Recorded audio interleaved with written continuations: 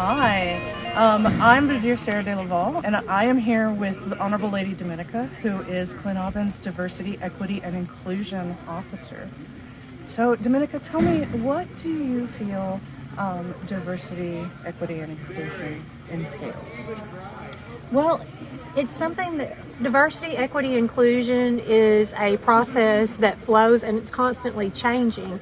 So it's something that to me is defined differently based on a person's needs and experiences. I've been working on video clips for a video series, just kind of examining what diversity means to different people in Gleann. And that's the wonderful thing about diversity. It's one of those terms that doesn't have just one meaning. The meaning's different for everyone. And the way it's defined by someone will determine how equity and inclusion comes into the fold. Because you can determine someone's needs based on their diversity, and that's the way that we can better understand how to be more equitable as a society and include more people.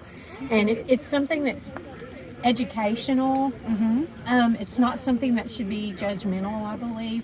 So I believe it's super important that we educate, and the way that we do that, or the way that I'm approaching it, is to talk to people and see what they have to say, because diversity is different in every population. Awesome. Can you give me examples of kind of how diversity leads to inclusion and equity? Sure. I know in our kingdom, depending on where we are, it's gonna be different types of equity and inclusion that we need. We may have. First of all, I'll start out by describing different things that make up diversity. It can be something having to do with being a person of color. It can, which is definitely the diversity that most That's people the one are people think of first, familiar right? with. Yeah. But there's so much more to it. Your military status can determine it if you are a veteran. Also, if you are dealing with a type of disability, if that's something that's part of your life experience, then also that's definitely going to be something that falls under the realm of diversity. And that's an example I really like to use, because when we talk about equity and inclusion, the first thing that we can do for our population that have disabilities is to look into different ways to make sites more accessible for them. And that way people with disabilities are able to attend events and participate. It's so important. And that can be just as simple as making sure that a site has disability access for people who are autocrating events. That's always one of the first things I ask is the site, disability accessible? And then making sure that you coordinate with your troll crew when it comes to different sites. If there's cabins that are accessible, make sure those cabins are set aside for our populace members. That's who a really need good that. example. Like, for instance, this site, Lake Snow, has a lot of cabins, and some are more accessible than others, right? So you would want to make sure, identifying what you've got as far as bed space and cabin space for accessibility. And also thinking about sensory issues too, because those are things that come up as well. Offering spaces where people with sensory issues can go to unwind or have a quiet space. That's important too. Yeah, I never considered that. That's what makes equity so important. There's a photo I always go to online that describes it perfectly. Equality and equity are two different things. And you see a photo where there's three different people and they're different heights. One person can see over the fence and the other two can't. So one person needs one box to see over the fence and the other person needs two boxes. And so what we do is we just try to educate people so they know how to help people with their boxes when they need it. I like that. It's a good way of thinking about it. So, in social media, as you know, there's been a lot of discussion, sometimes heated, of diversity and inclusion in that office. What are the most common misconceptions about your office? Well, the fact that conversations are heated, it tells me that diversity is something that people care about. And if we have those conversations in ways where we're able to listen to one another and hear one another on both sides, then I think that can clear up some of the misconceptions. One big misconception, though, that I found about this office is that I'm here to judge people or to tell people how to what diversity is or to shape policy or anything like that. And I'm here to educate and to advocate and to help.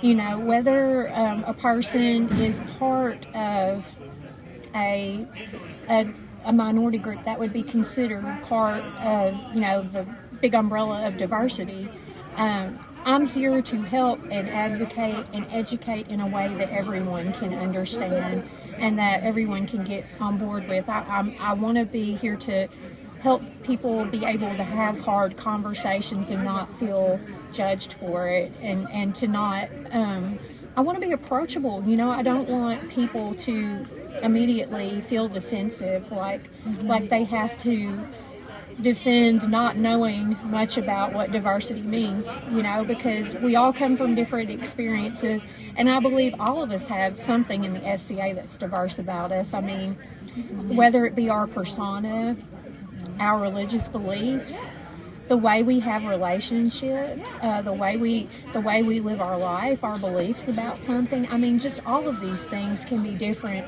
and diverse if we're talking about it from the broader aspect. So I think that all of us can find something in common with one another if we try.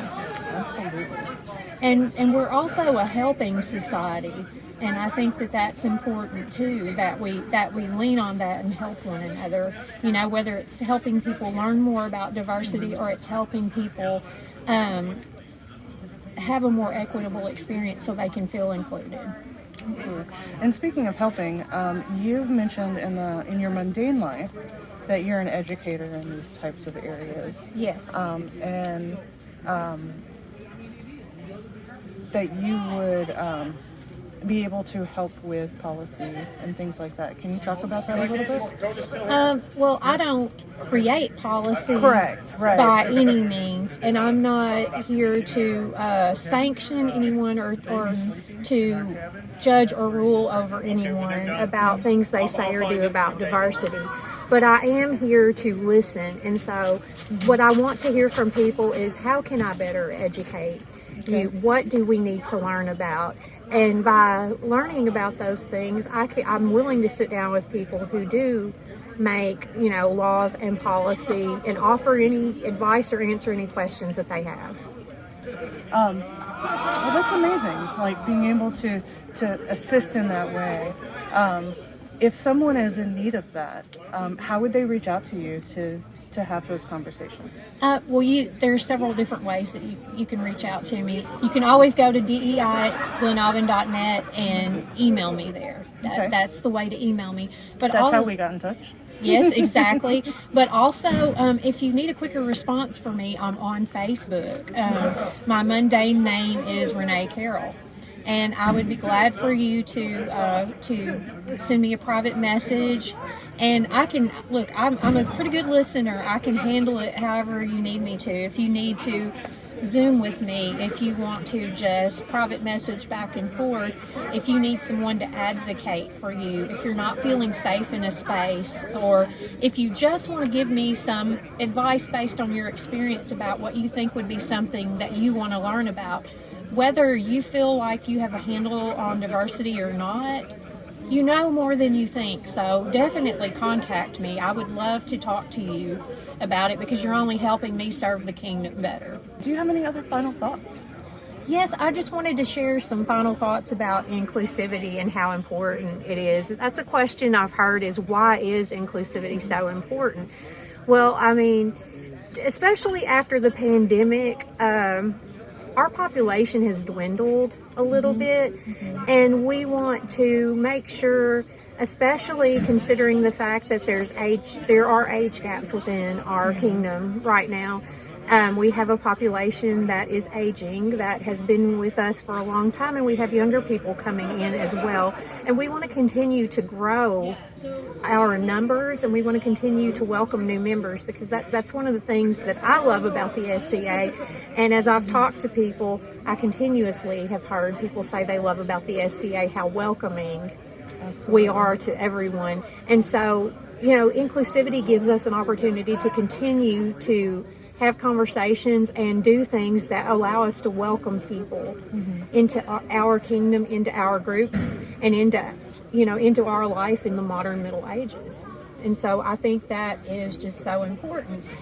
And the other final thought I wanted to add is that, as I had mentioned on Facebook on the Kingdom page, I've been working on again, that video series. So if you're contacting me and you would like to do a video clip, or just send me a video clip talking about what diversity means to you, or just send me a message. If it's something privately you want to share with me, I won't share it with anyone else. But any of that, please reach out to me, because this is how I'm learning. And learning about diversity is a lifelong process, and it's something that changes as our population changes. So please reach out. Your words matter. Absolutely. Thank you.